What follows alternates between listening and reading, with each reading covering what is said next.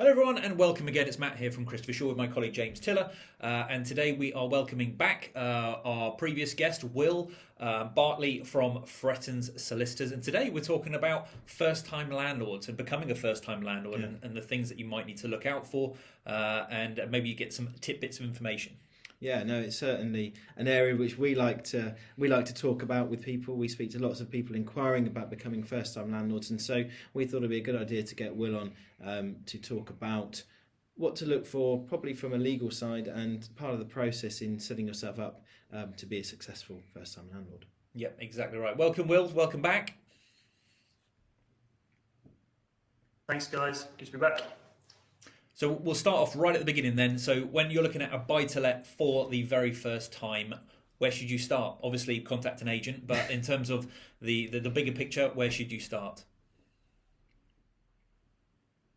Yeah, I think it's when you're starting off thinking about becoming a first-time landlord, it's can you actually do it? And what I mean by that is sort of do you have the structures in place to be able to actually carry that through? Can you get a mortgage? Obviously, a buy-to-let mortgage is different to a normal sort of first-time owners of a residential property mortgage. There are different requirements to that. You're also going to be facing higher stamp duty rates because it's not your main residence, it's a secondary residence. Yep. And you're also going to need a larger deposit. And there might also be different requirements from the mortgage company as to who you're going to be able to let your property to. So I think when you're considering whether you're going to go ahead with a purchase to become a first-time landlord, speak to a mortgage broker first, sort of get an understanding as to what you can and can't do, who you can let to, how much it might cost you, and whether it's financially viable for you to do so. And then obviously, as you've already alluded to, speak to a letting agent, get some advice from them, and then proceed from there. So once you've settled on your location and settled all your numbers, what should you consider next? So I think once you've settled on an actual property, you need to consider the rest of that block, whether it's going to be a flat or whether it's a house, whether it's going to be the rest of the considerations for the rest of the street. Can you actually let that flat under the terms of the lease? There might be provisions in there to say no subletting, no short-term lettings. There might be restrictions on that that simply bar first-time landlords from letting that property. So I think speak to other owners in that block. Try and look for properties that already have lettings, or sitting tenants, or have a history of previously letting to tenants under an AST.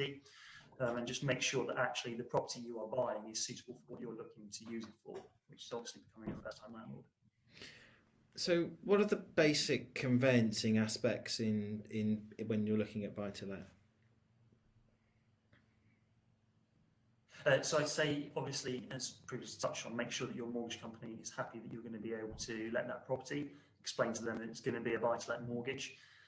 I'd say that make sure you have the available funds. Obviously, the stamp duty is going to be higher, and you might be looking at additional increase in capital gains tax, etc. So seek some advice from a tax advisor on that one as well. I think a lot of the time, mortgage companies will also prohibit letting to family members, and they may want to know who you're actually planning on letting that property to. So you may want to give some considerations to the type of tenant that you're going to be allowing to let your property. Speak to your mortgage company on that. And they'll advise you on that, as will your conveyancing solicitor, once you've found a property that you're planning on buying. Nice. I suspect you've probably answered my next question with a couple of those points, but is there anything in particular first-time landlords should be wary of? Yeah, I think just making sure that you've got all of your prescribed documents in place. Once you've got authority from the mortgage company to go ahead, you've got advice from a letting agent and a conveyancer, that yep, the property is good to go. I think what you need to do is make sure that you've got a sound AST in place, which is a short hold tenancy agreement. Do thorough checks on the potential tenants that you're going to be letting your property to. Make sure that the financials are actually going to work out for you. Is this going to be financially viable in terms of the purchase price, the increase in the stamp duty, potentially the increase in the mortgage rates, etc. And do some market research into what market rents are in that area, the type of tenants that live around there, the type of properties that are there, and whether it's going to be viable for you to sort of join that market and look to grow your portfolio.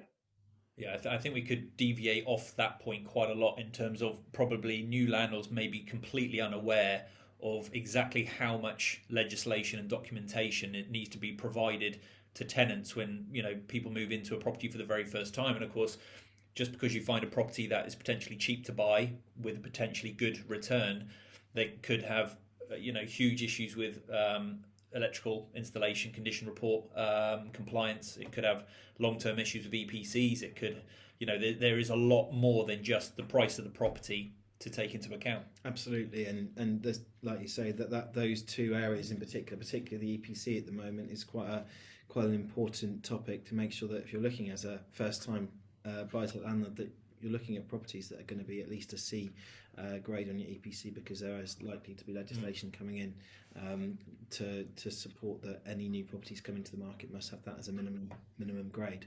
But last questions, Matt. Yeah, so I think that's the tough one. Is I think probably as a first-time buyer, you're largely motivated by price, but actually it can be very expensive in the long term.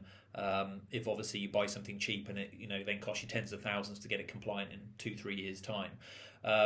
So bigger picture then for a first-time landlord or a landlord that's buying an additional property. How easy/difficult is it to do on your own, and where should you look for support? Yeah, and I completely concur with everything you've just said in relation to sort of the prescribed documents, and first-time landlords not really understanding it, and even existing landlords, unfortunately, not understanding the total requirements on them from a prescribed information perspective at the start of a tenancy and what they need to supply. I think a lot of the time landlords sort of think, purchase the property, put an AST in place, sit there for a few years, watching the rent come in, and then if the tenant leaves, we'll get a new one in. Actually, you've got to be thinking about energy performance certificate, EICR, deposit protection certificate, annual gas safety checks, etc., providing the government how to rent provide. And because of sort of the housing crisis here, and it's been sort of exacerbated by coronavirus and shelter, the housing charity have played a large part in sort of advocating for abolition, Section 21 measures, etc. I think it's becoming harder and harder to become a landlord and just sort of do it on your own, especially as a first-time landlord. I think obviously letting agents are very experienced in terms of what documents you need to provide to your tenant and when you need to do that by. There are time limits, and if you sort of fall foul at the outset of the tenancy, what can often happen is actually because of the legislation, the way that it's set up, is that you might be prohibited from actually being able to regain possession of your property back at a later date if you haven't followed through with some of the requirements. So I think sort of any property litigation solicitor or letting agent is going to be able to advise you on the prescribed requirements you need to go through, actually practically speaking, how you're going to maintain that property throughout the tenant being there, who's going to deal with complaints from the tenant in relation to perhaps white good breakdowns or collecting the rent arrears issues, whatever it may be. So I think if you're a first-time landlord, obviously the costs need to be considered as whether it's going to be financially viable for you to do so. But I think especially during that first sort of venture out into being a first-time landlord, get some professional advice and assistance along the way. And if in a few years' time you decide that you know the ropes and you want to go solo, so be it. But I think certainly in that first 12 months initially, get a professional AST in place and get some professional advice from letting agents and solicitors as to what you need to do to be a responsible landlord to make sure that you're not falling foul of legislation and housing acts. Yep. Well, Will, thank you again for your information that you've given today. I think that this guide is very useful for people that are going to be looking at becoming landlords, and even for, like you say, for some existing landlords themselves, there might be some bits in here that they can pick out and take from it as well. But thank you once again, Will, and we'll make sure that if you do need any advice, we'll put the details of Frettens, and if you want any advice from letting agent, and obviously we'd love to help as well. So we'll make sure that in the bio underneath the video we'll provide all the relevant information. But thank you, Will, and we'll hopefully speak to you again soon. Cheers. Thanks, guys.